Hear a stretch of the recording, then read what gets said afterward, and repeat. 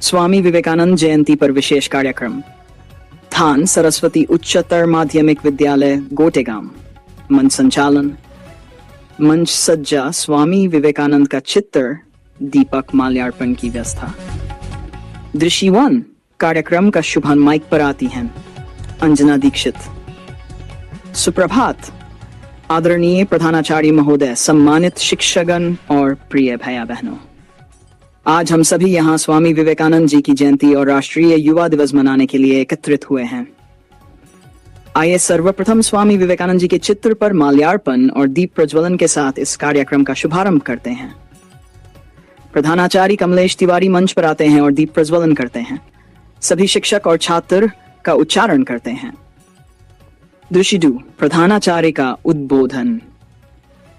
कमलेश तिवारी, स्वामी विवेकानंद जी ने कहा था, उठो, जागो और तब तक मत रुको जब तक लक्ष्य प्राप्त न हो जाए। भैया बहनों, हमें अपने जीवन में उनके विचारों को अपनाकर अपने लक्ष्य की ओर बढ़ना होगा।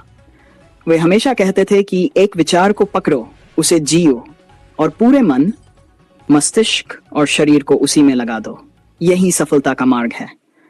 आप सभी से निवेदन है कि विवेकानंद जी के आदर्शों को अपने जीवन में उतारें। सब तालियों से गूंज उठती है। स्वामी विवेकानंद ने 1893 में शिकागो में जो ऐतिहासिक भाषण दिया, उसने पूरे विश्व में भारत का नाम रोशन किया। उन्होंने हमें आत्मविश्वास, सद्भाव और परिश्रम का महत्व समझाया। हमें उनका अनुसरण करना चाहिए। शिवानी मेहरा एक कहानी सुनाती हैं। शिवाया बहनों, सफलता की कुंजी है स्वामी विवेकानंद की शिक्षाओं को अपनाना। जैसे उन्होंने कहा, एक विचार लो और उसी पर काम करो, वैसे ही हम अपने जीवन को एक नई दिशा दे सकते हैं। छात्रों का उत्साह। छात्र माइक पर आते हैं और भाषण देते हैं। छात्र, स्वामी विवेकानंद ने हमें सिखाया कि युवाओं के पास असीम शक्ति है। हमें उस शक्ति को पहचानकर अपने लक्ष्य को पाना चाहिए। कमलेश तिवारी, आज का यह कार्यक्रम केवल एक शुरुआत है। हमें स्वामी विवेकानंद के आदर्शों को अपने जीवन में आत्मसात करना होगा। उनका संदेश था, उठो, जागो और लक्ष्य प्राप्त करो। यही हमारी प्रेरणा है।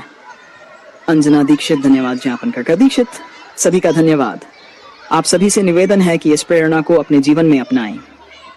कार्यक्रम समाप्त होता है। मंच पर राष्ट्रगान गाया जाता है। अंत में चैनल को सब्सक्राइब करें और घंटी का बटन दबाएं।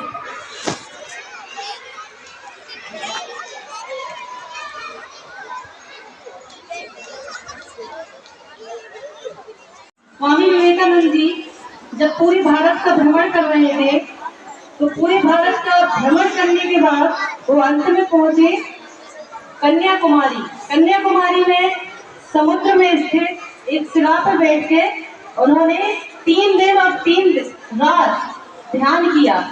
ठीक है, वो ध्यान को अत्यधिक महत्व देते थे। जब वो कन्याकुमारी पहुंचे, उन्होंने ध्यान किया, तो वो ध्यान मन की शांति के लिए नहीं, ईश्वर की प्राप्ति के लिए नहीं, बल्कि अपने देश में जो गरीबी फैली थी, जो युवाओं में आत्मविश्वासहीनता फैली थी, जो दरिद्रता फैली थी, उसको मिटाने के लिए उन्होंने चिंतन किया।